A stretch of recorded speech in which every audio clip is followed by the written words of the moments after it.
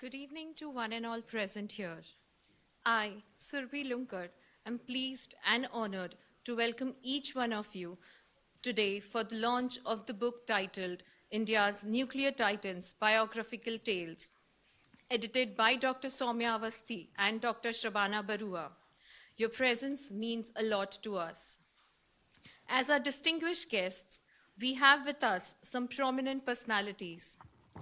Padma Vibhushan Awardee Dr. Anil Kakodkar Sir, Chairman, Maharashtra Knowledge Corporation Limited, MKCL, former Chairman, Atomic Energy Commission of India, former Director, Bhabha Atomic Research Center, and an eminent nuclear physicist and scientist. Professor Dr. Ravindra Kulkarni Sir, Honorable Vice Chancellor, University of Mumbai, and Professor Dr. Uday Salunkhe Sir, Group Director, WeSchool. Honorable distinguished guests, your presence here today is a testament to your outstanding contributions and significance in your respective fields. We are deeply privileged to have you grace us with your presence. As we gather here today for the launch of the book India's Nuclear Titans, your presence adds a distinguished aura to the proceedings. May this event be a platform for meaningful connections and shared insights about the nuclear field. Once again, I extend my warm welcome to each one of you present here and also to our dignitaries with a round of applause.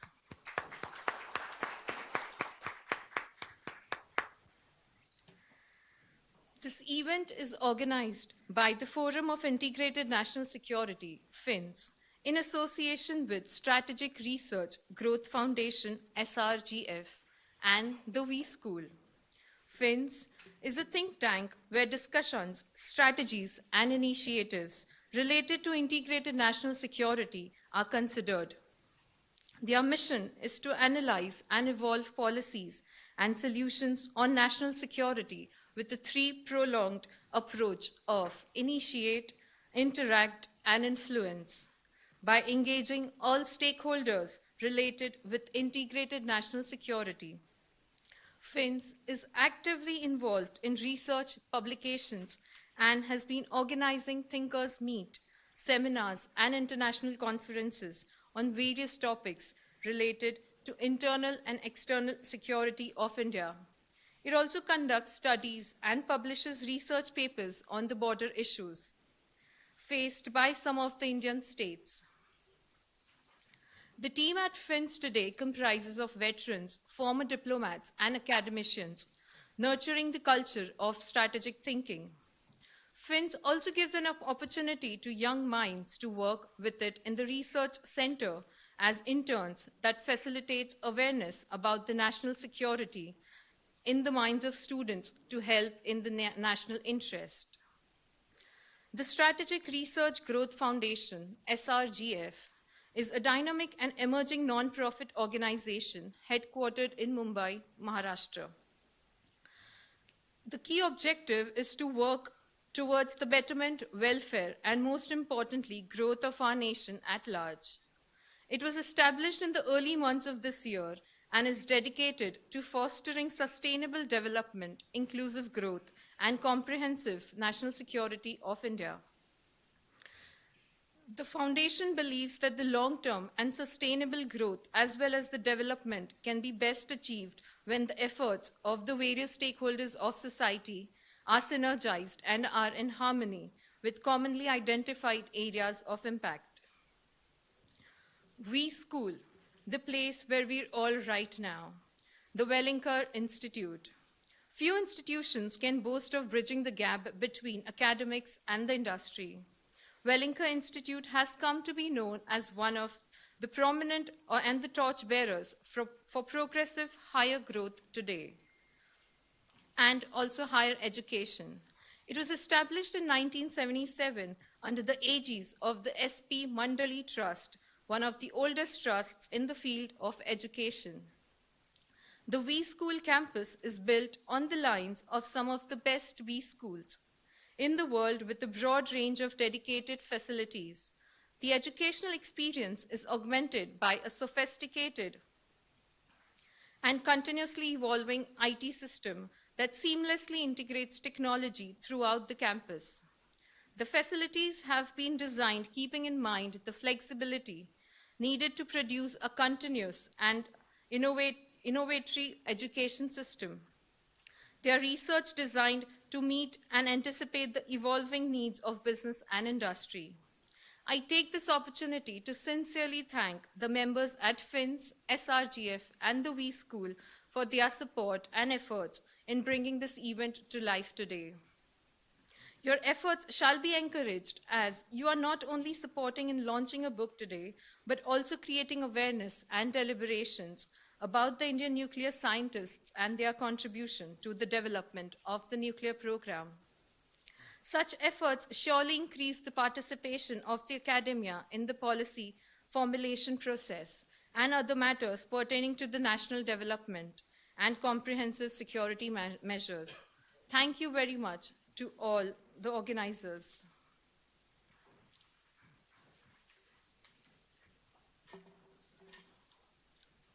Nuclear energy is the fuel of the age.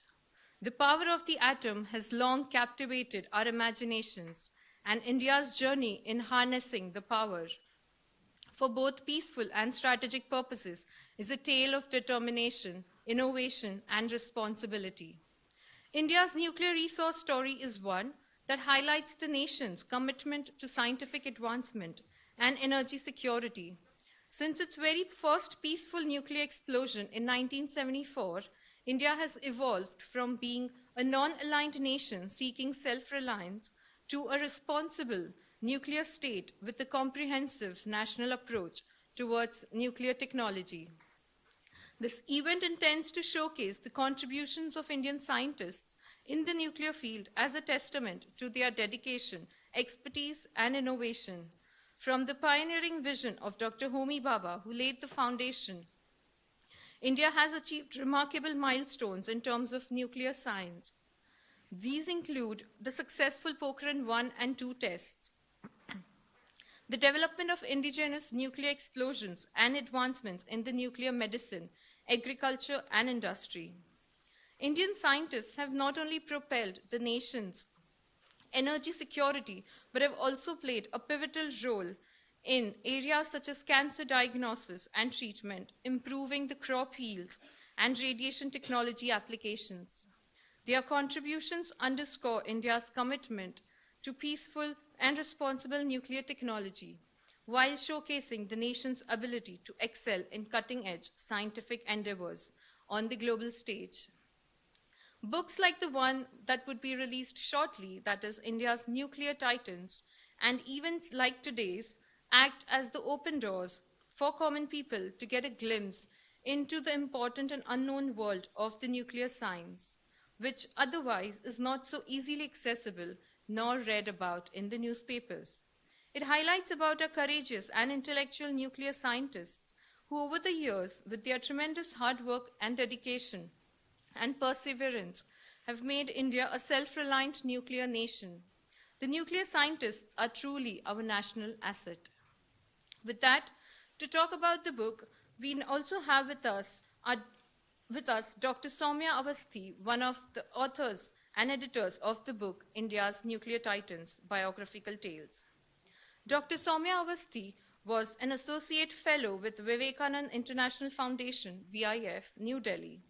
Previously, she worked with Manohar Parrikar Institute for Defense and Strategic Analysis in New Delhi. She has also worked as a fellow at the Center for Armed Forces Historical Research at United Service Institute, New Delhi, and the Center for United Nations Peacekeeping Organization. Ma'am is an alumni of the prestigious institutions like the Savitribai Phule University of Pune and Center for International Politics, Organization and Disarmament, SIPOD, the School of International Studies, Jawaharlal Nehru University. Her research interest includes counterterrorism, de-radicalization, South Asian strategic studies about Afghanistan and India's defense and strategic policy. Ma'am, we are really grateful to have you with us and for your efforts in editing this book and would like to hear your thoughts and some excerpts about the book. Ladies and gentlemen, please put your hands together for Dr. Soumya Avasthi.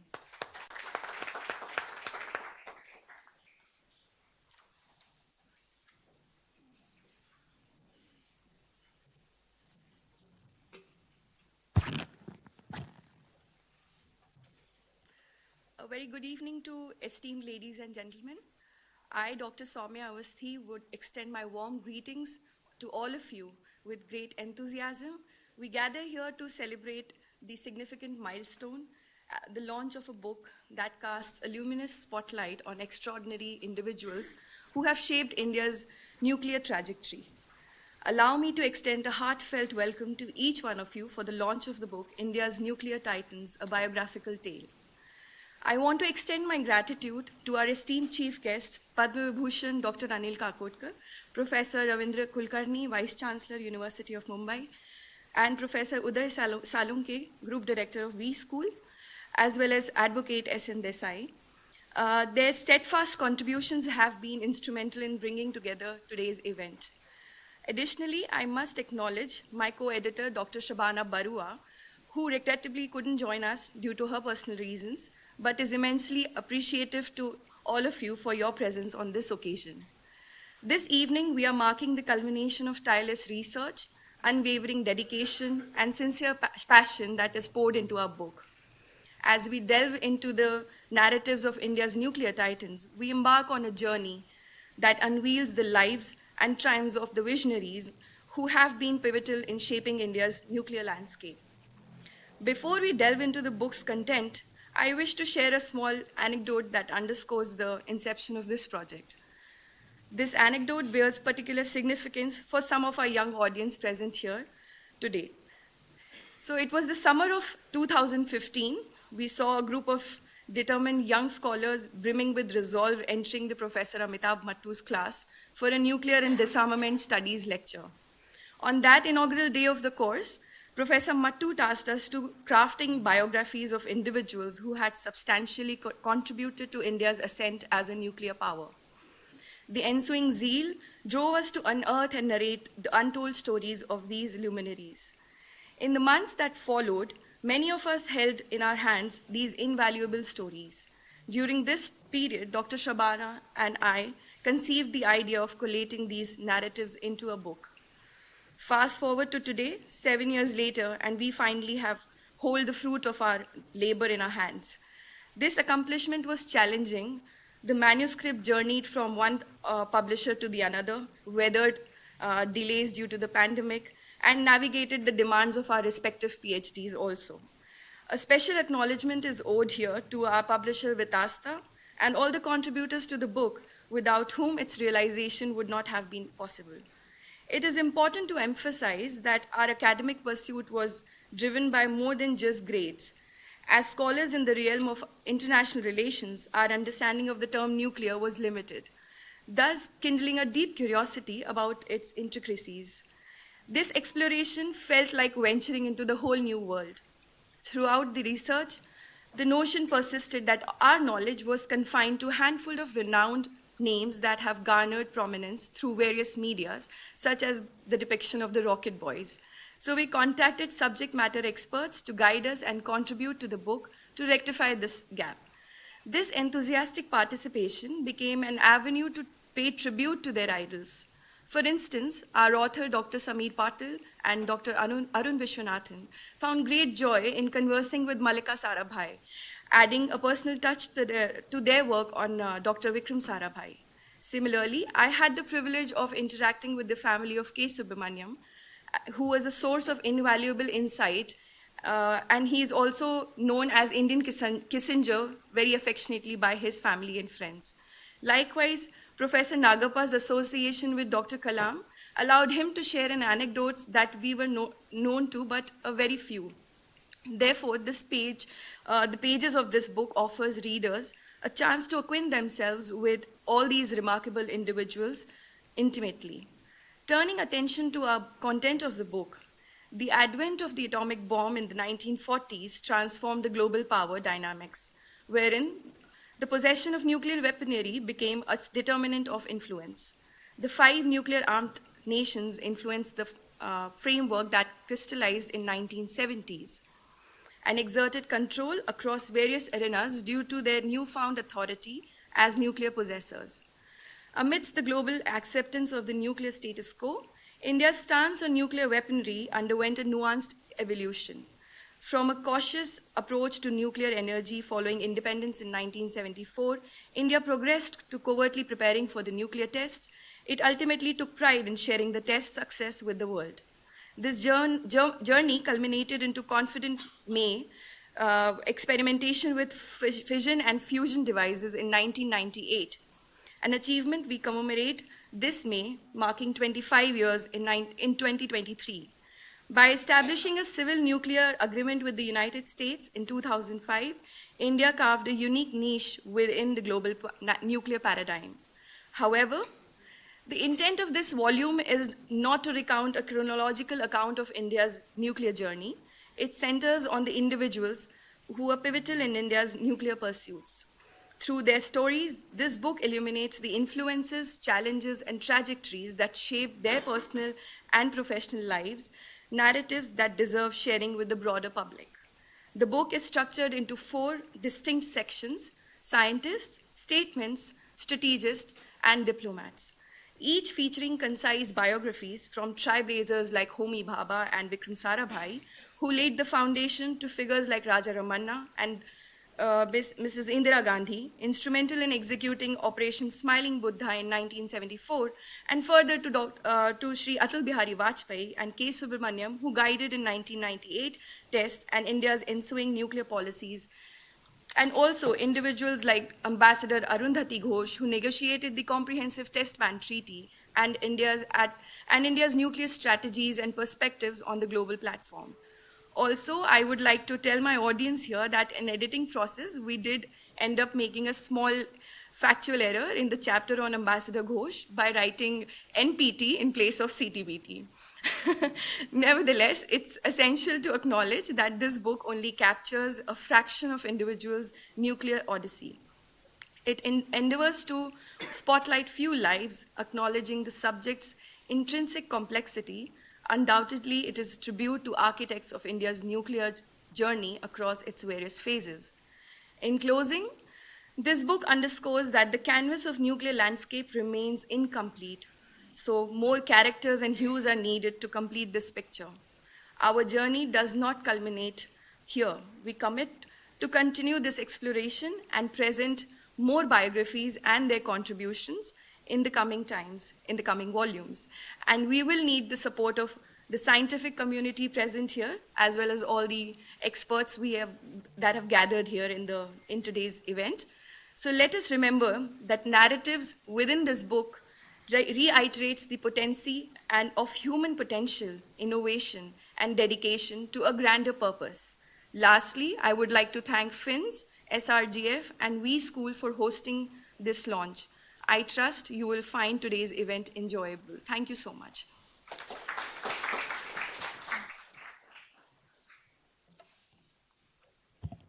Thank you, ma'am. Ladies and gentlemen, it's now the time for which we've all gathered here. Our editors, Dr. Soumya Awasthi and Dr. Shabana Barua, have put in immense efforts into crafting the remarkable book on nuclear science that we believe will leave a lasting impact. We thought it would be truly meaningful if the book could be launched by the blessed hands of Dr. Anil Kakodkar sir, along with Dr. Uday Salunkhe sir and Dr. Ravindra Kulkarni sir. May I request our distinguished guests to please rise to release the cover and launch the book.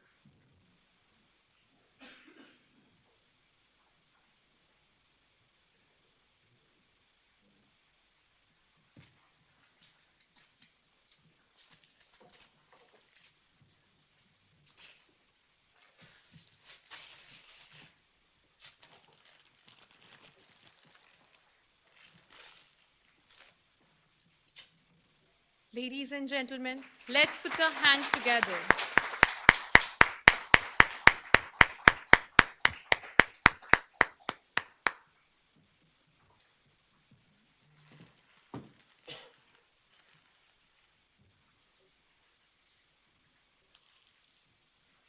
This act not only symbolizes the launch of a book, but also represents the sharing of knowledge, ideas, and inspiration.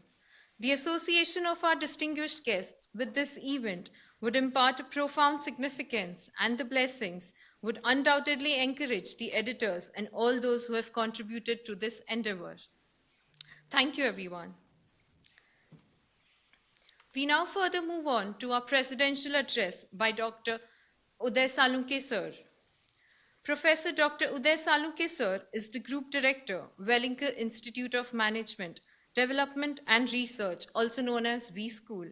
Under his leadership, WeSchool has gained recognition for its innovative approaches to management education and its emphasis on practical learning. He is the recipient of the prestigious Eisenhower Fellowship, USA, which acknowledges and honors the contribution of thought leaders across the globe in their respective domains, bringing them together for a greater impact. Sir has also been awarded the Grand Davos Award at the World Communication Forum, Davos, for his tremendous contribution and lifelong dedication in the field of business communication in India. Dr. Salunkhe sir has authored a number of research papers, case studies, books, and book chapters, and has also sponsored projects under his credit. Over the last 35 years, Dr. Salunkhe sir has been actively associated with universities and educational bodies at the national and international level to improve the quality of management education. Sir has initiated several international partnerships with universities in Sweden, Israel, UK, Dubai, Germany, and Netherlands. Dr. Uday Salunkhe sir actively is involved in many initiatives that fosters industry and academia interaction. Ladies and gentlemen, please join me in welcoming Dr. Salunkhe sir to address us on this occasion.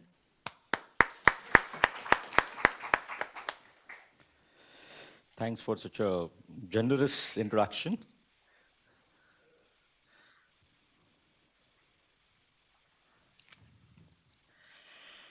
Our chief guest for the evening, Padma Shri, Padma Bhushan, Padma Vibhushan, a role model for all of us, our generation, Dr. Anil Kakodkar ji, senior nuclear scientist. Our own Vice Chancellor of Mumbai University, Professor Dr. Ravindra Kulkarni ji. In fact, after, sir, you took over the charge at VC, this is the first visit of yours after VC to WeSchool. So thank you very much. Advocate S.N. Desai, sir, Secretary General of FINS.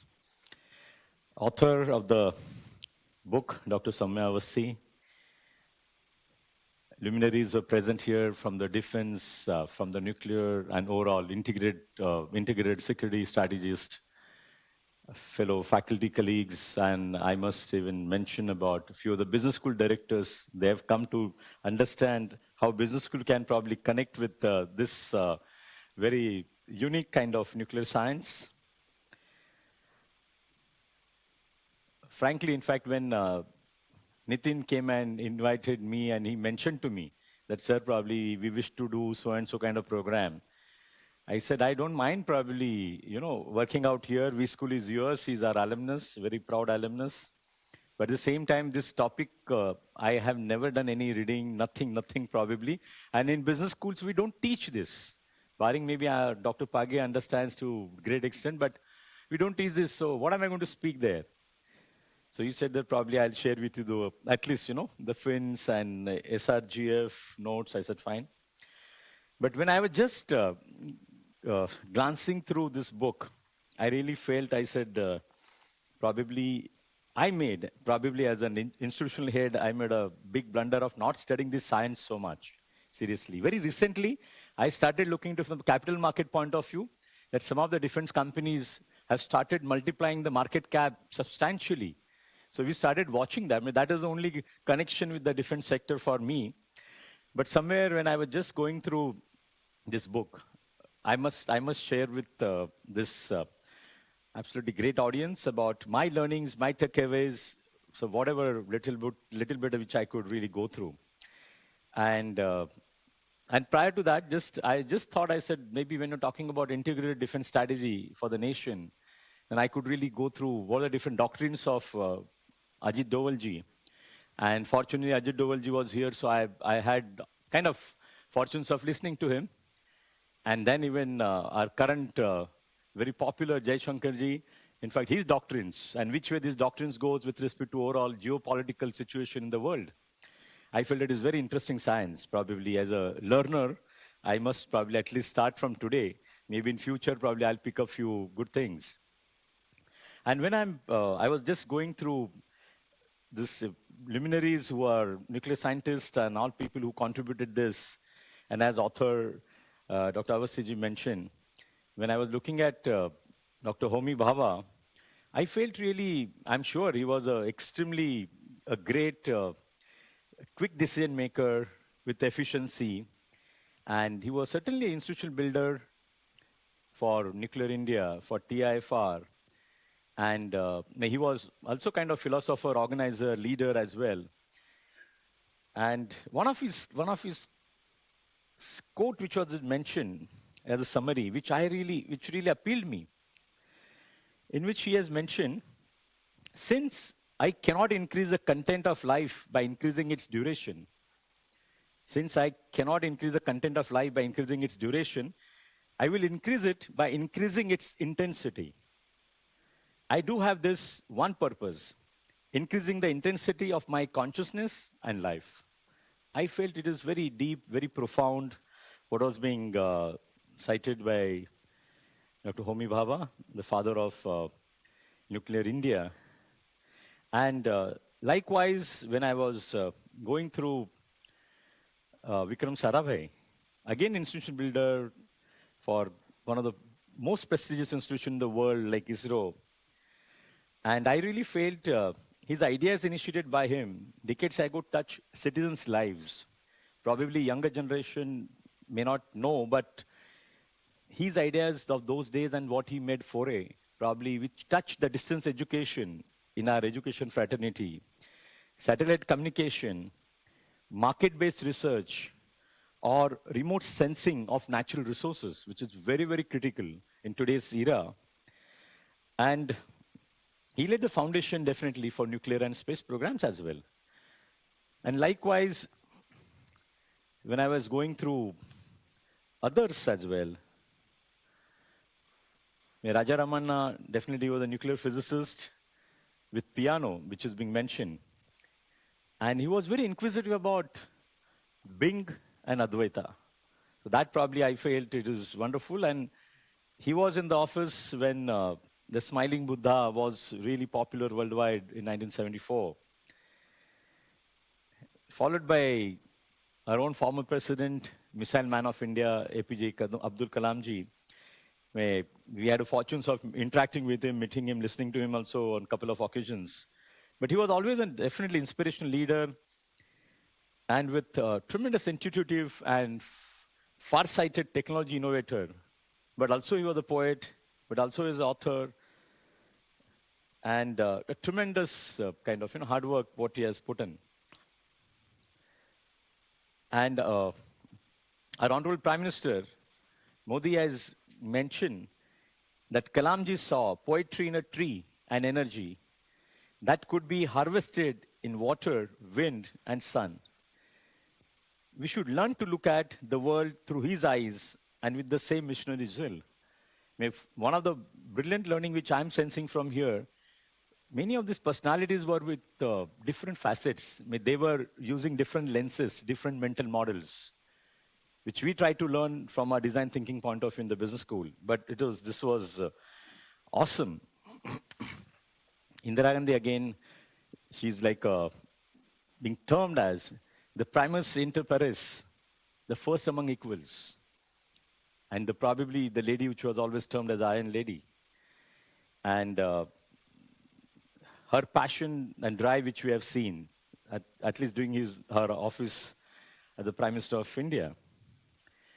Atal Bihari Vajpayee ji, again, it's being mentioned as Ajat Shatru leader. And one of his poems which was cited in the book was really very appealing. Hindu Tanman, Hindu Jeevan, Rag Rag Mera Hindu Parichay. outstanding. It touched really. And he also conveyed very apt message to Pakistan in his poem in We Shall Not Allow War. I'm not getting into the details, but it was very well conveyed. But he was truly a great statesman, poet, true leader, loved by everyone. And he was the most popular political leader in Pakistan. The way in which people loved him in Pakistan, it was, I felt it was outstanding. Then in terms of thinkers and strategists, K. Subramaniam, who's a scholarly strategist, as it was mentioned, India's Kissinger.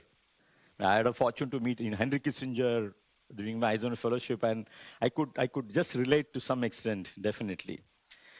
His crucial part, definitely, role was there in shaping India's success, definitely, in internationalizing Indian nuclear viewpoints. And K. Subramaniam, when we're talking about, definitely, he played again multiple roles, not only as a strategist, not only as a great thinker, but he was also a journalist. And he spent some time of his later half, or maybe his other part, maybe after formal days in his role, with Times of India. He was termed as a bomb uncle or bomb mama, that kind of. And I could probably gather what is being mentioned by people like Tarun Das, Uday Bhaskar, or even Susodya from IDSA. And all these people are talking about, we learn value of track 2 from K. Subramaniam. I never knew what is track 2. Then I did Google. What is track 2? What is track 1.5? What is track 1? What is track 3? Track 4? I felt it's a great, at least, value add for me personally. I never heard of these terms, but it was wonderful. And he was also termed, like K. Subramaniam was also termed as the Bhishma Pitama of strategic thinking amongst young scholars. And in his 2 terms, I'm sure, with IDSA in 2 stints, in 68-75 and 80-87, he added tremendous value for India, and he was father of definitely India's nuclear thinking. And likewise, Jagjeet Singh, nuclear strategist, being called as a Red Turban. C. Raja Mohan was an international relations scholar with nuclear physics background. Arundhati Ghosh, the proud Indian, who probably made her presence felt to lead India's thought process in the global place. And while doing that, I felt some of the thought processes of Ajit Dovalji, which was phenomenal, which is because I'm looking at from the overall defense point of view. He quoted, "The war is on till we are victorious." We should not give up. It's a worth learning for at least teachers like us. He also mentioned, if you make a provocation, you are partly responsible. But if you are not able to exercise power, it is as good as not having it. Does make sense. He also very powerful, and this particular quote was very popular. You may do one Mumbai, you may lose Baluchistan. Very, very emphatic. And he actually promoted, and I felt probably I spoke with my teachers as well, of his doctrine on defensive, offensive, and offensive. I was sharing with my faculty colleague just yesterday, but in our business school context. But I picked up the thread from Ajit Dovalji. It was awesome. There are multiple other thoughts which I picked up from these great thought leaders.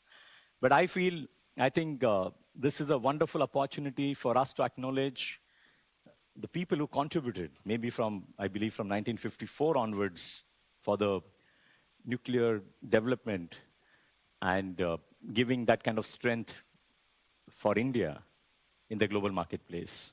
And thank you very much, the team, Desai sir, Nitin, and the team for inviting me here and expressing my thoughts. Have a wonderful evening. Thank you. Thank you, sir.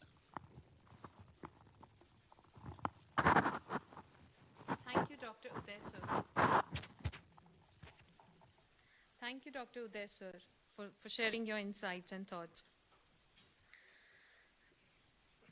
Professor Dr. Ravindra Kulkarni, sir, completed his graduation from Institute of Chemical Technology, NM Tech, and PhD from Rashtrasant Tukdoji Maharaj Nagpur University. He is also recipient of Gold Medal for his academic excellence during the MTech program at the Nagpur University. With around 3 decades of teaching experience, Professor Dr. Ravindra Kulkarni sir served as senior professor at the Institute of Chennai Technology, Matunga, since 2016. With core research in the oils, oleochemicals, and surfactant technology.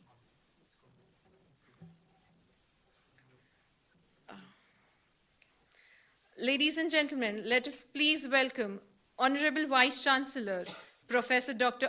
Ravindra Kulkarni sir.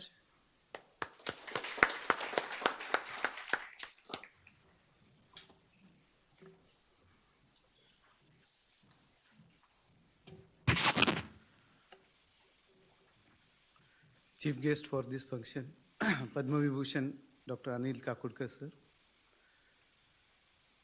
Group Director Dr. Uday Salunkhe, Wellinger School, Dr. Desai, Forum for Integrated National Security, all distinguished delegates, and the most important, the author of this book, India's Nuclear Titans, Dr. Soumya Awasthi. And probably let us recall even the contribution by Dr. Baru. As probably when I was called for this particular function, I was just looking at what kind of probably a outlook what the university authority should have from the perspective of this function. Naturally, when I was looking at this book, so it has given a great satisfaction from multiple angles. One is definitely being a completely unaware of the scientific principles connected to nuclear physics, or something not connected even to the international strategies connected to calling India as a nuclear power. But I must appreciate both authors that the way they have given in the beginning only the complete introduction of the technology connected to the nuclear fusion, and then the connected scientific demonstrations. So a scientific understanding of the nuclear technology could be easily understood from the initial chapters which the authors have written. And subsequently, probably when we look at the way same thing has been looked from the international perspective, or when we look at various international authors in this area, actually the way they are looking at and the way our Indian perspective could have been, okay, that naturally differs a lot. When we look at the international authors, they always derive certain surprise that, for example, like when we compare our understanding of American authors or other authors connected to this area, that is what probably a matter of surprise, that they said like India being a democratic country had a lot of deliberations, lot of discussions, and probably somehow that led particularly maybe with little hesitation to begin with, but later on definite determination to become a nuclear power while retaining certain moral and ethical values. That is probably unmatched across the international scenario. Whether we look at US, France, UK, or China. So the way they have taken up their nuclear strategies, probably for them it was an easy task as compared to our country, which is a democratic. Probably when the first Prime Minister of India, Pandit Jawaharlal Nehru, and Homi Bhabha, when they must have thought of having like an establishment of Atomic Energy Commission in 1948, of course, both of them were very tall leaders, and that is how nobody would have questioned in those days. But definitely, somebody must have thought that we do not have enough food even for our survival, and we are looking at space program, we are looking at a nuclear energy program. So that definitely, thanks to the great vision of first Prime Minister Pandit Jawaharlal Nehru and the Homi Bhabha, who in fact was a great scientist as well as a great institution builder itself.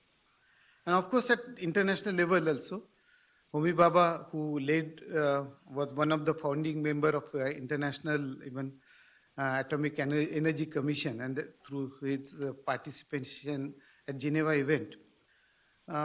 So as a institution leader as well as a scientific technocrat, he definitely laid a good foundation of the program. However, due to its demise probably at a very unfortunate time, because both our second Prime Minister Lal Bahadur Shastri and Homi Baba both passed away at a very short gap of interval.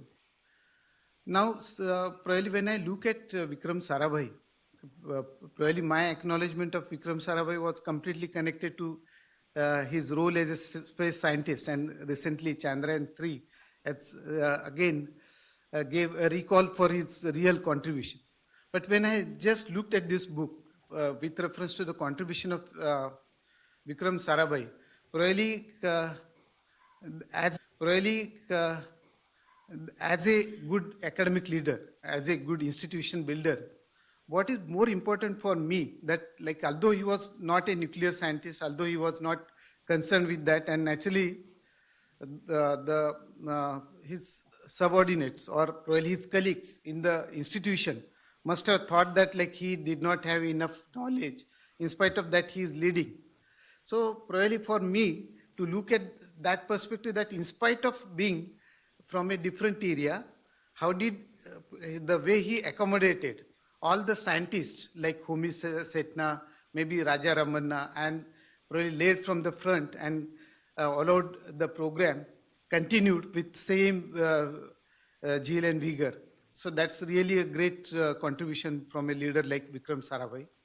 Raja Ramanna, probably one of the key parts which I would like to understand from his insight as a scientist, that he always looked for a perfection. And that's how he has said in his one of the interview that like unfortunately Indian scientists, Indian technocrats derive satisfaction with a even a lower level of achievement, which should not have been. One should always look for a perfectionist, and that's what probably Raja Ramanna was always looking for, and the way he carried the development of the technologies, typically with Dhruv reactor and the other part. That's definitely hats off to his accomplishment. The most important, like of course for all of us, APJ Abdul Kalam always occupies a place in our heart. Not only because of his scientific contribution, but probably his great efforts in igniting the young minds. And he is very popular, he was very popular for that.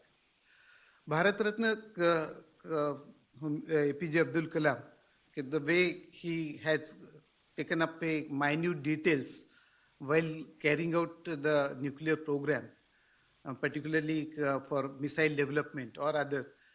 One of the good thing that I could understand, that specifically from the chemical technology angle, that at say particularly in those areas, those decade, like 1980s around, India was not very good in polymer chemistry and technology. Probably we could understand the real technological perspective of polymers maybe 1990 onwards. But even in those days, he utilized the glass reinforced fiber plastics probably to reduce the load of inert mass. That's really a great, and that's why these people are so great visionary, why these people are, because they give understanding, or they take or look at the minute details of each and every component connected to technology. That's the really great part.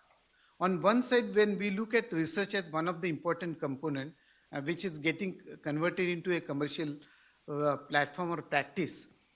On the other side, leadership support, strategic support was equally important. Many times the research appears to be good, research appears to be really commercially feasible, but unless it is supported by a strategic and leadership angle, it doesn't lead to success. And that is where probably two tall stalwarts like Prime Minister Indira Gandhi and Prime Minister Atal Bihari Vajpayee whose bio sketch has been sketched by the two authors with great details. And the way probably the thinking of Prime Minister Indira Gandhi went on changing from 1960s to like 1975. Okay, that's really great. The leaders think differently according to the perspective of that scenario, and that is how whenever like in 1970 onwards, when Prime Minister Indira Gandhi took a bold decision of going for Pokhran Test 1, that is really great, and that laid the foundation of converting India into a nuclear power. Atal Bihari Vajpayee, who probably went for nuclear Pokhran Test 2, and where probably India got recognition as a nuclear power from that point of onwards. But look at the statesman approach from by the Prime Minister Atal Bihari Vajpayee. Although the test was completely successful and probably we got very good recognition across the world, but the way he said, like, it's not just my credit, neither it's credit of my team. It's one must give credit to the governments who keep on advocating the continuous success of the nuclear program, right from the Prime Minister Jawaharlal Nehru, followed by Prime Minister Lal Bahadur Shastri, who in fact gave the crucial decision. However, unfortunately, his sad demise at a wrong time. Okay, otherwise, the thing could have been happened earlier also. And then Prime Minister Indira Gandhi and subsequent government. So he has given due credits to all governments who were probably continuously focusing on engaging nuclear program on a regular basis, and at the same time probably fighting at a international level against different countries, particularly superpower, who always wanted us to sign on the non-proliferation treaty. At that particular point, okay, all the prime ministers were they presented themselves in a strong mold. So particularly 2005, the US-India treaty, okay, that is a landmark because that really gives us recognition in spite of all sanctions against India. Okay, we were equally confident in terms of technology development, and probably that really gave a good idea of our confidence in terms of scientific built-up technology development all across world. Now, probably today we are considered to be world's top fifth economical power. But then fighting against superpowers in those days was definitely a very tough task, and supported the support to this nuclear scientist as well as the Indian leaders. Definitely a great thinking given by strategic experts like K. Subramaniam and others.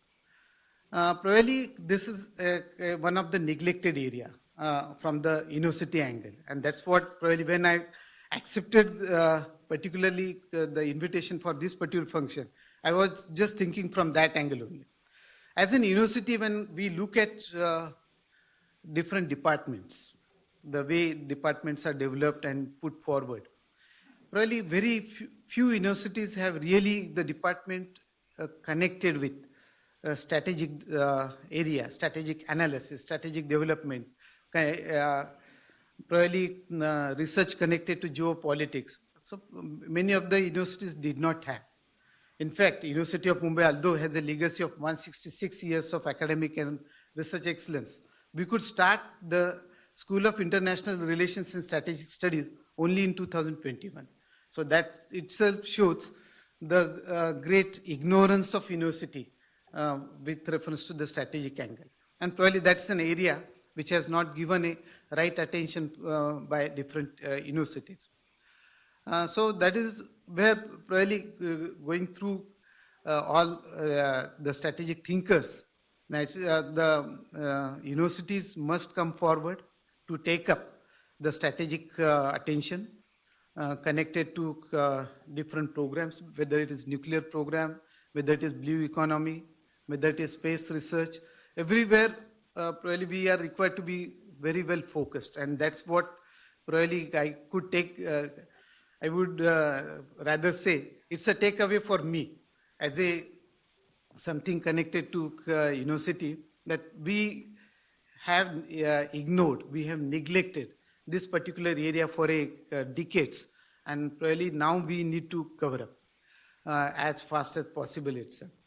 Of course, the last part, the diplomat Arundhati Ghosh.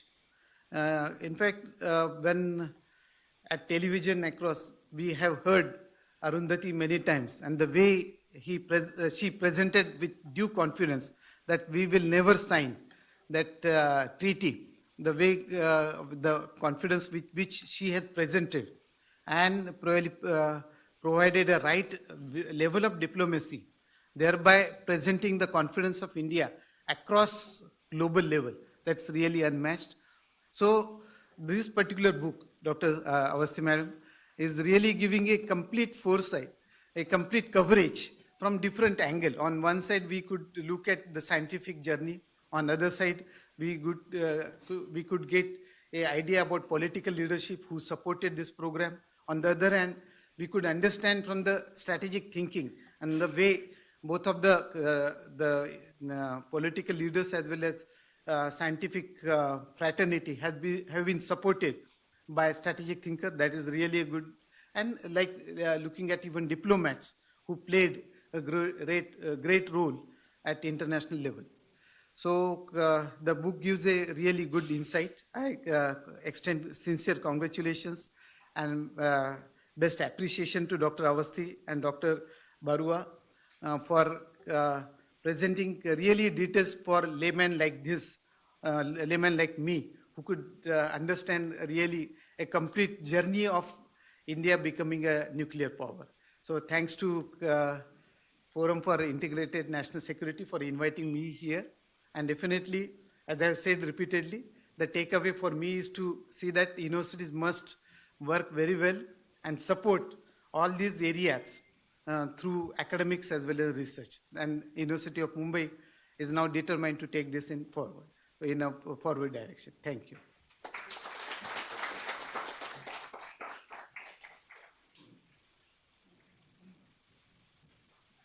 Thank you, sir, for sharing your profound thoughts. We now have the address by our chief guest. Dr. Anil Kakodkar, sir, joined the Bhabha Atomic Research Center in 1964, following the one-year postgraduate training with top rank in the nuclear science and technology in the then Atomic Energy Establishment. He became the director of BARC in the year 1996 and was the chairman of Atomic Energy Commission and secretary to the Government of India, Department of Atomic Energy, during the period 2000 to 2009. Sir was the Department of Atomic Energy, Homi Bhabha, chair professor from Jan 2010 to Jan 2015, and the Indian National Academy of Engineering, Satish Dhawan, Chair of Engineering Eminence from January 2015 to January 2017. Currently, he is AICTE Distinguished Chair Professor. Sir has obtained his BE in Mechanical Engineering degree from the Bombay University in 1963, and MSc in the Experimental Stress Analysis from the Nottingham University, UK in 1969. Sir has worked for the development of the atomic energy program in India throughout his professional life. Sir has been a key contributor to India's strategic program. He was amongst the chosen few individuals involved in the first successful, peaceful nuclear explosion experiment that India conducted on May 18, 1974 at Pokhran.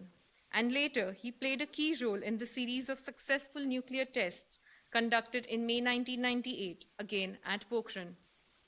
The comprehensive and robust program under Sir's leadership has earned India a distinctive status as a country with advanced nuclear technology. Dr. Kakodkar sir has over the years built competent teams of highly specialized scientists and engineers in the reactor engineering program. He has brought out about more than 250 scientific papers and reports on various subjects related to nuclear program. He has chaired several committees, especially to give recommendations on regarding education. Further, Technology Information Forecasting and Assessment Counseling, APEX group led by him, has brought out a Technology Vision 2035. The document was released by Honorable Prime Minister of India during the Indian Science Congress on January 3, 2016. Dr. Kakodkar sir is also the chairman of Maharashtra Knowledge Corporation Limited, which was promoted by the Department of Higher and Technical Education, Government of Maharashtra. Sir has been honored by all 3 Padma Awards and highest state awards from Maharashtra, Goa, and Madhya Pradesh, besides several other national and international awards and honors. We are truly fortunate to have you, sir. And we cannot wait to hear some words of wisdom from you. Ladies and gentlemen, please join me in welcoming Dr. Anil Kakodkar sir to address us on this occasion.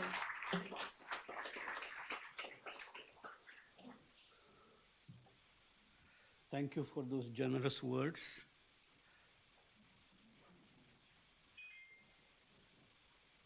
Professor Kulkarni, Vice Chancellor, University of Mumbai, Dr. Salunkhe, the Group Director, WeSchool, Advocate Desai, Dr. Awasthi, and distinguished ladies and gentlemen present here.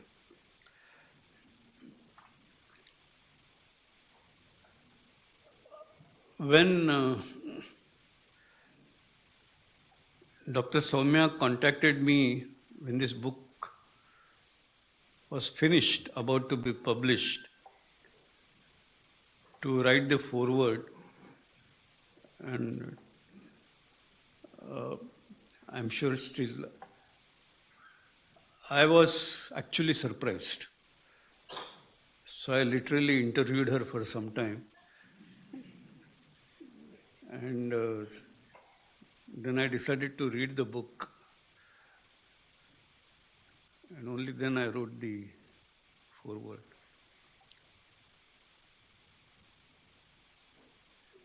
It was a unique effort from my perspective. Because you either write biography of people or you write description of a program.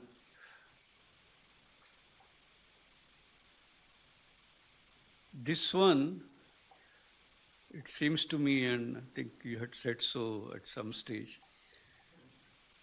that it was meant to understand the evolution of not so much the program per se, but the evolution of policies through the biographical tales. So understand, and I think as an exercise, I personally felt this was a unique exercise to, and one thinks of it rarely, many people say Dr. Bhabha had a plan for making a bomb. Because he had said at some stage that, look, give us 18 months and we'll produce one. Now, picking up such statements and kind of, making a whole out of a small little nuclear statement is, to my mind, of course it is a fact, it's a truth, but it is extreme extrapolation, which of course is also full of inaccuracies then, because of this large-scale extrapolation. And so in contrast, talking about people, how they evolved, how their work evolved, and in the process try to understand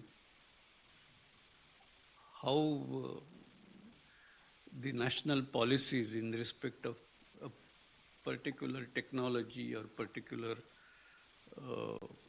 activity, in this case nuclear, evolved, I think is an important exercise. And I'm not saying that you can get everything through that, but it's certainly one way of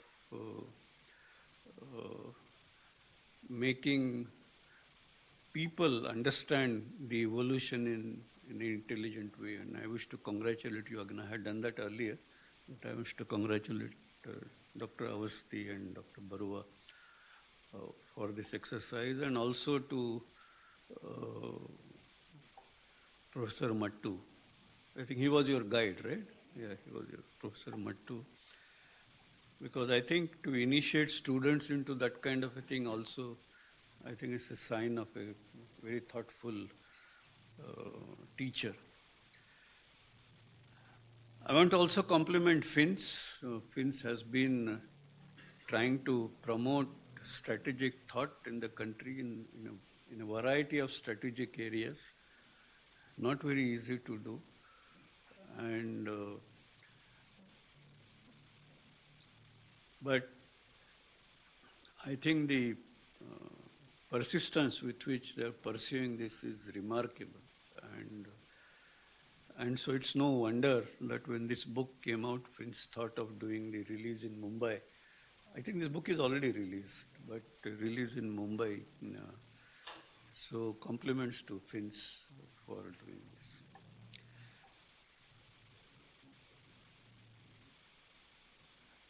Dr. Salunkhe mentioned about track 2. So I want to begin by an anecdote connected with track 2.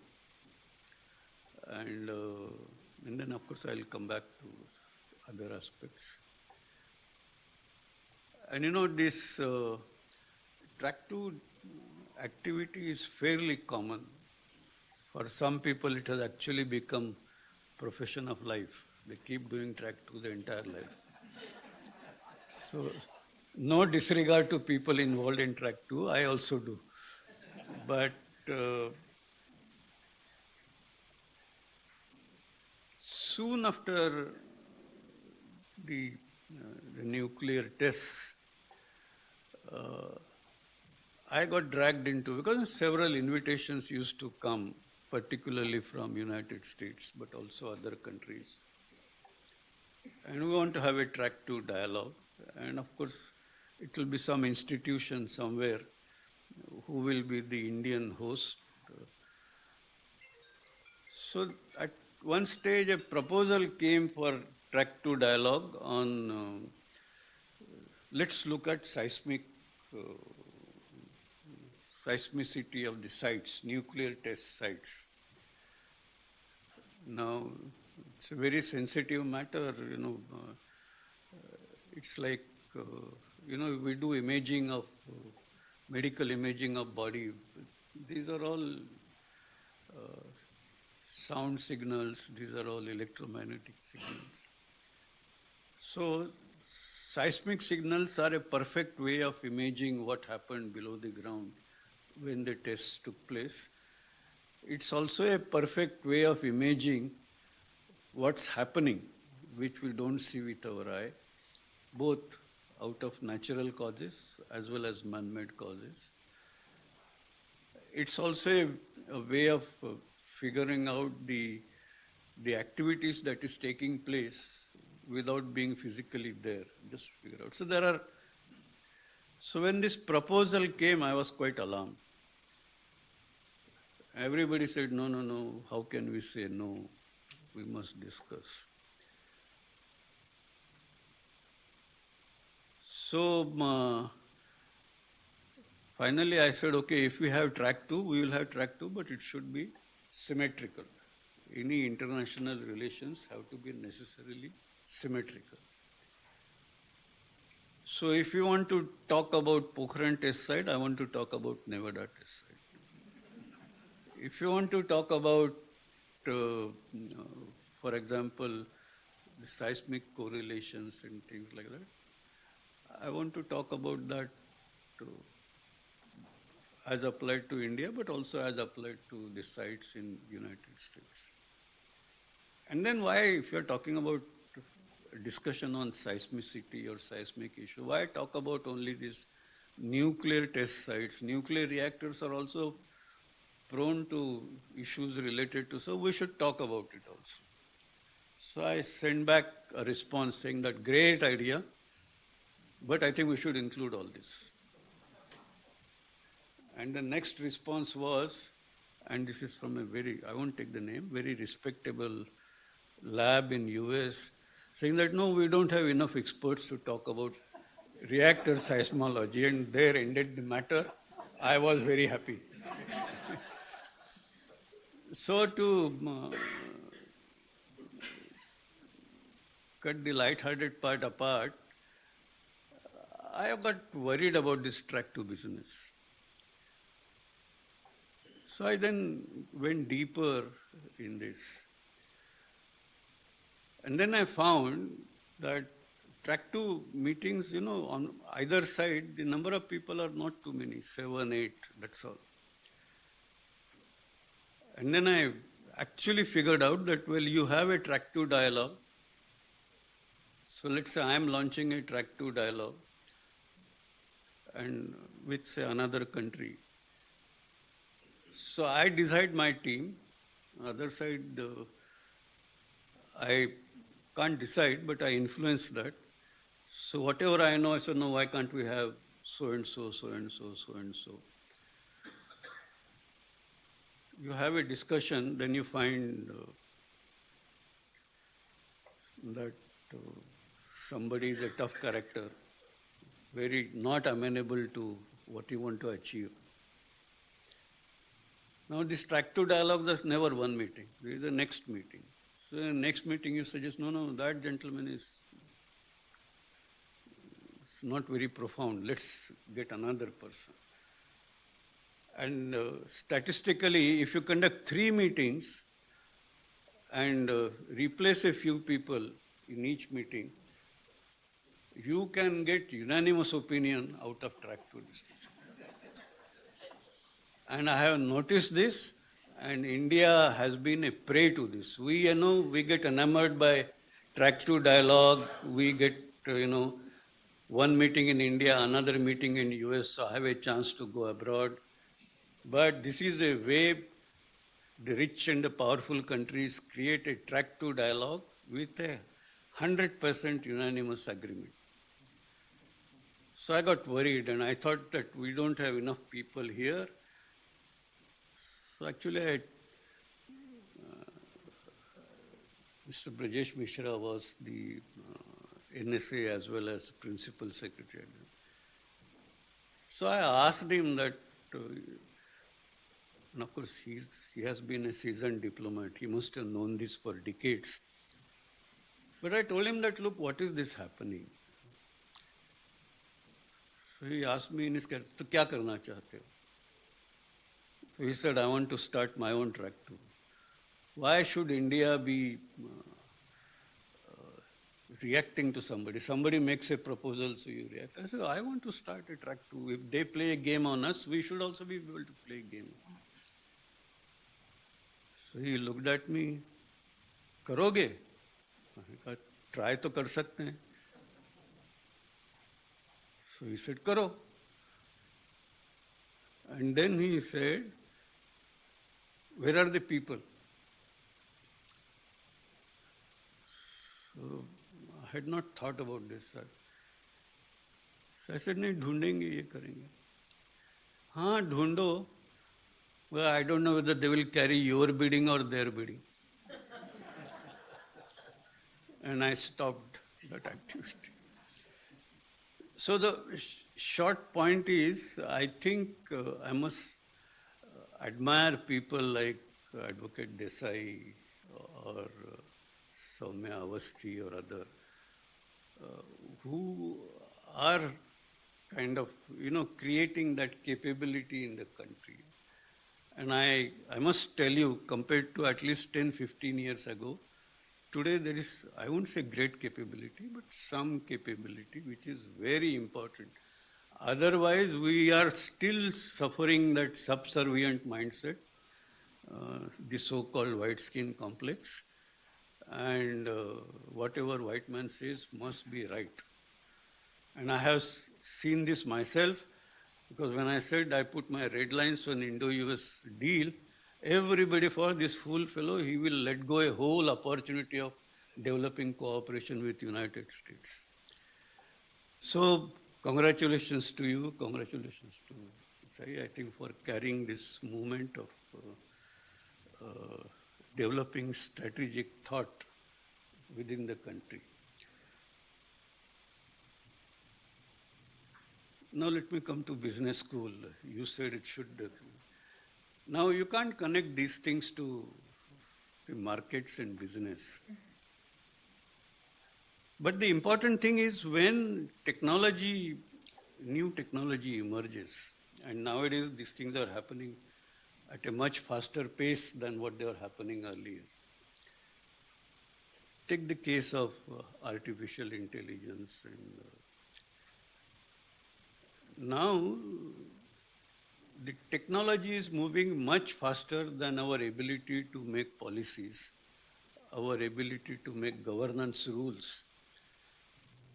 And it's also so powerful and so widespread that I think a time will come when governments will not be able to govern. I got convinced about it. Because by the time a government makes a rule, legislation and all, it has a finite process, because after all there is a system. And technology would have done enough impact on the society. Some may be positive, some may be negative. So the challenge is, how do you deal with some situations? And I think this is where the institutions become very important than government. Universities. The most important things in the world around us, the evolution of the world, has happened in the institutions of knowledge. And the institutions of knowledge is actually supposed to be a great pool of quote-unquote wise people, and who can tell what is the right thing, what is the shape of things to happen tomorrow, who can advise governments, who can advise members of the society as to how to deal with an emergent problem. Now, today what has happened is nobody bothers about this. Everybody, unless a policeman comes and shows a danda, nobody wants to behave. And I think it is important that the thought process, just like we're talking about strategic thought, the evolution of thought process is always maintained at the right level, regardless of these transitions which are taking place. So this question is, if you talk about this domain, technology and policy, it's always evolving, and you can't shape policies unless you know what the technology is, what are its impact, what kind of care one needs to take. And once you know the technology, you shape policy, you guide the technology further evolution in a particular way. So they go hand in hand. And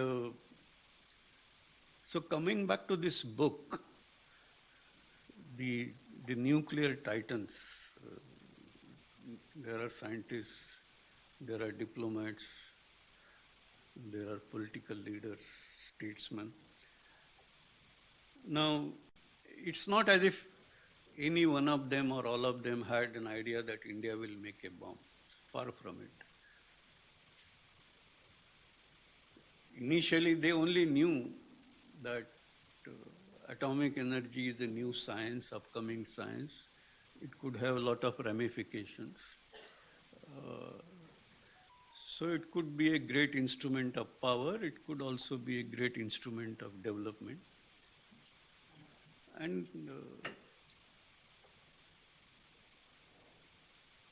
particularly people like Bhabha, Nehru, they, in my understanding, they knew this very well. So they had an idea of what can happen, where it could be used. But at the same time, I think actual decision of what to do and when to do is a matter of evolution. And so even if it does great study in looking at who said what and how, I think what has been done in this book, you trace the biographical tales of these individuals, you see things unfolding. And it's a question of determination that I will have a bomb doesn't make that you will have the bomb tomorrow. It requires a lot of preparation. It may take preparation over decades or even longer.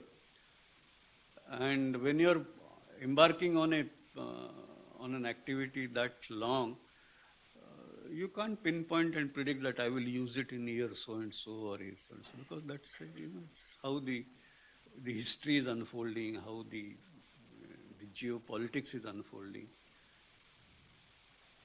So it's not as if you start precisely like a management exercise, you draw a plan and step one, step two. It doesn't happen like that. You have a broad idea and it's an evolution. It can take multiple pathways. And I'm sure it has been in past and it will be in future. Tomorrow, depending on how things unfold, I can say with confidence, atomic energy will even now manifest different pathways. One simple thing, many of you may not like it, but I may nevertheless mention. We are talking about net zero. We are all worried about climate change, net zero. We are given great emphasis in renewable energy, which is wonderful, absolutely necessary. But we somehow have a mindset that renewable energy will solve all problems. Now, in my opinion, that mindset is wrong. If you decide that India will remain at developmental status as it is now, maybe this is right.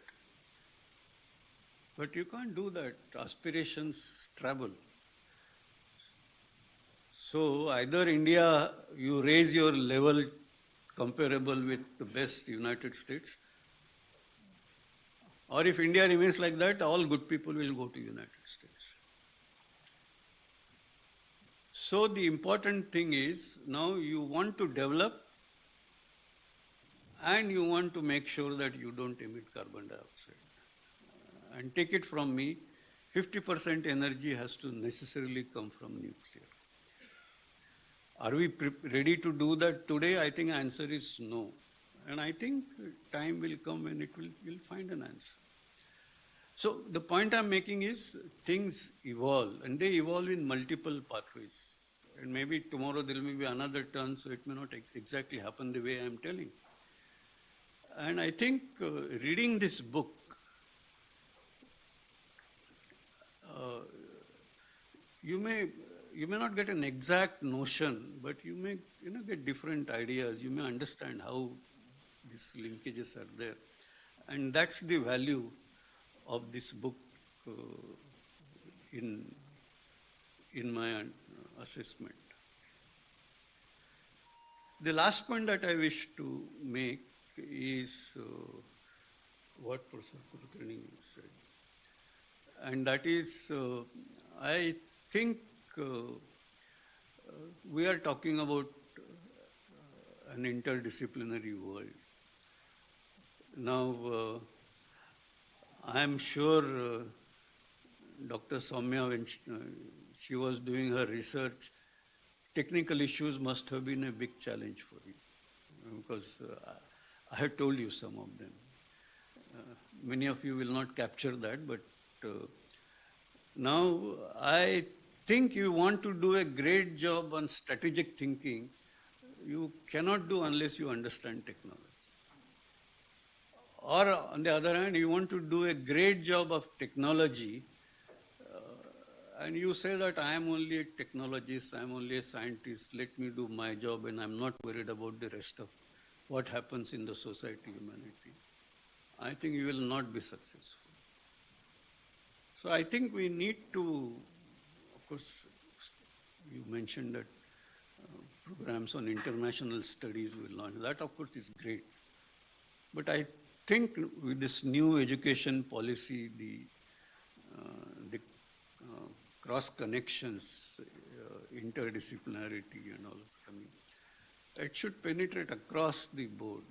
And this is one thing absolutely necessary, at least as we go forward. And that doesn't mean that we should also have, so now India is a big country. India has arrived on the global scene, a rising power. And so I think gone are the days, according to me, when we look at somebody coming, we look at that as somebody which creates us opportunity to go abroad. They make proposal, we look at that, react to those proposals in one way or the other. I think we should forget about all that. We should shape the agenda and we should carry that agenda forward. And that requires a large number of people who can do this, so who have to understand strategic thought, who have to understand the corresponding technology, who have to understand the political science part of it. And it's only then that India will be able to exert its, what you will call, soft power, hard power, whatever. And I know FINS is already engaged in these areas, so I wish you all the good luck. And this book will at least contribute something further in terms of not just nuclear, but other areas in bringing that capability in the country. Otherwise, we always look at short-term business. I always say, we are all governed, our policies are governed by vendors coming from abroad.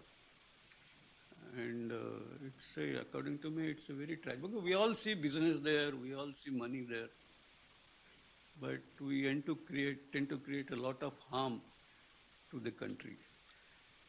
So that's your contribution, and I want to compliment you for that, and thank all of you for tolerating me for so long. Thank you very much.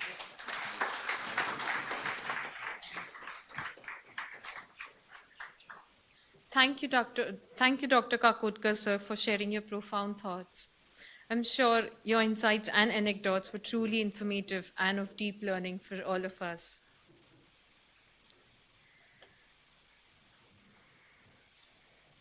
I would now like to call upon Mr. Varun Kandare, sir, of SRGF, to say a few words.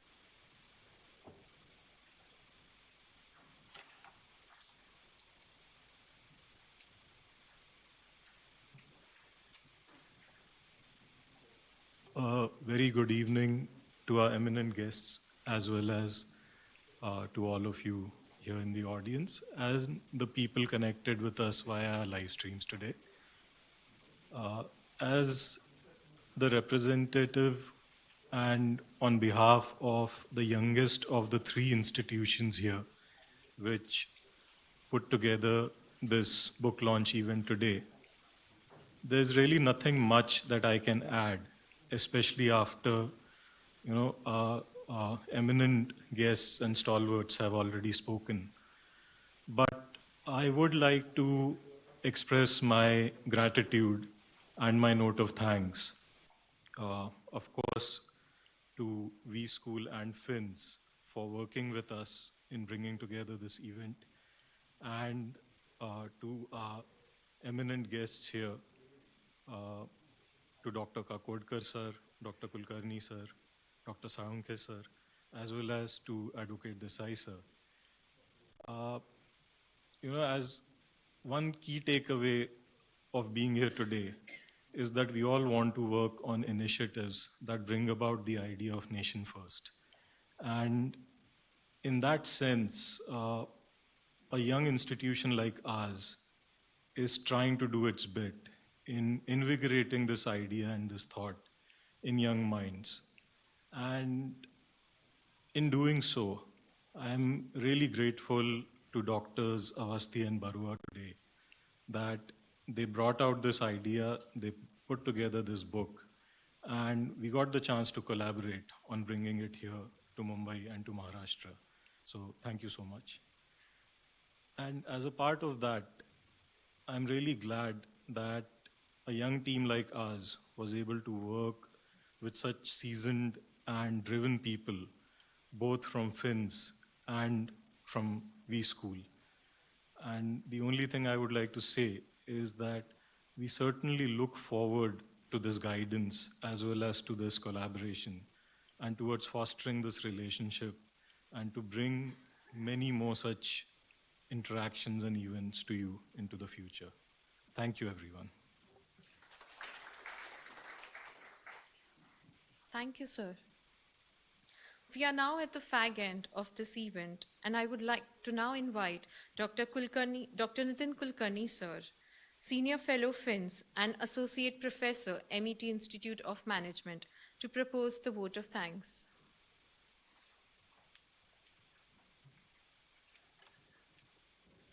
Thank you, Survi. Good evening, everyone.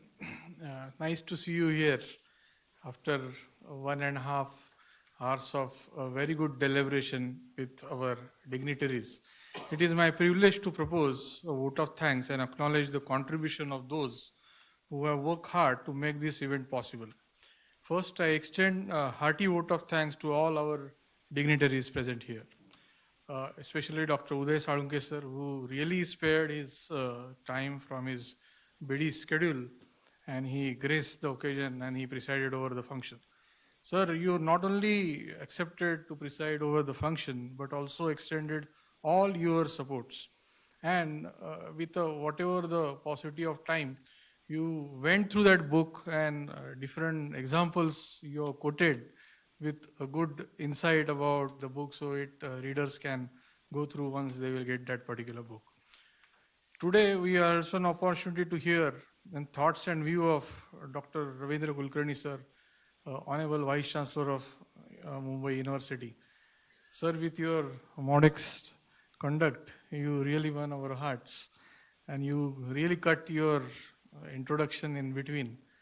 And one can say that you really don't require any introduction, because you really given a speech which has, rather you accepted that university has neglected a particular topic for long, and the time has come to correct this particular, mistake. You also highlighted, sir, that unless you don't have a proper leadership and setup, you can't proceed further in any research environment. And you have given an example of Atal Bihari Vajpayee ji and how he has supported all endeavors of nuclear science recently. You did also mention about the importance of strategic studies in today's geopolitical dynamic environment, and hope the Mumbai University will take it further. We have no words to offer gratitude for your valuable presence and opinion at this program, sir. Thank you. Dr. Kakodkar, sir, your deep and intellectual way of imparting this complex subject with a lot of example has added glory to this particular event. And we must say that you very lucidly explain, I'll call the effects of track 2 sort of a diplomacy in today's world, which is totally, say, complex and geopolitically a lot of turbulence which is there. You also narrated in a very simple way that strategic thinking is incomplete without the technology. So somewhere in our national education policy, and Dr. Kulkarni sir, actually the head of that for the state of Maharashtra, we can look forward that any strategic management or strategic studies or subject where strategic thinking is there, somehow we need to integrate the technology in between. Now, event like this, it cannot happen overnight. It requires a lot of planning with a bird's eye view. And we are fortunate enough to back up by a team from the WeSchool under the leadership of Dr. Uday Salunkhe sir, team SRGF, which was steered by Mr. Varun Kandare, the publishers for this particular event, and the members of FINS under the guidance of our own Advocate Balasaheb Desai sir. And they were working round the clock since last 2-3 weeks to make this particular event happen. Also, I want to extend the vote of thanks to Dr. Soumya Avasthi ma'am, that you mentioned the role of scientist in a very different way. And as said by Kulkarni sir and as well as by Kakodkar sir, the storytelling way through biosketches could also impact how the evolution of policy has taken place. So I think this is a great contribution from your side. Couple of months back, I was reading a book by Larry Pressler, who was supposed to be the senator and considered as a friend of India. And he did mention in his book, the Neighbors in Arm, he says that the policy formation required the inputs from academia, industry, subject matter experts, and the society at large. And when I was just listening to Kakodkar sir, he already had that particular view, and for many years he is propagating. Only thing is, it is not, say, somewhere documented, and then we have to listen to Larry Pressler for this particular note. So I think this is a great contribution from your side, man. I like to mention a special mention of Vidya Naik madam from Wellinkar, as well as Shri Vidyadhar Vivalkar from FINS, and of course Surbi for being the catalyst that encourage all of us to the best. And finally, last but not least, it is not complete, that this wonderful audience which is there today, and by showing their presence, they have showed us that they belong to the side of science, and in particularly the nuclear science. So big thank you to all of you, and I hope you enjoy this program, and we are going to do such more events in the future. So have a great evening ahead. Thank you very much.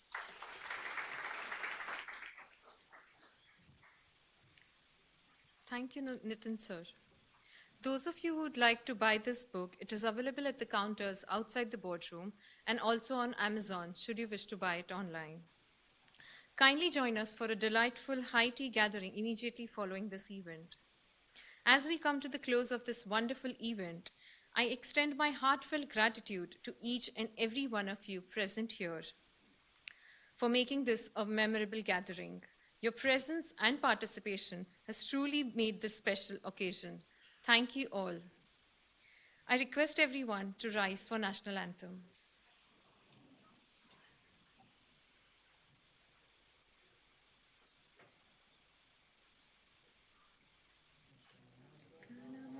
Adhinayak Jaya He Bharat Bhagya Vidhata Punjab Sindh Gujarat Maratha Dravida Utkal Banga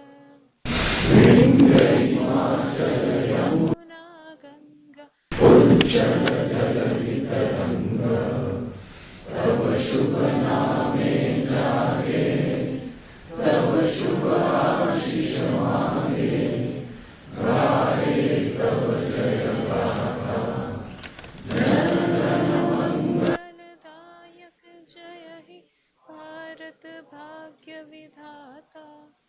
Jaya He, Jaya He, Jaya He, Jaya Jaya Jaya Jaya He.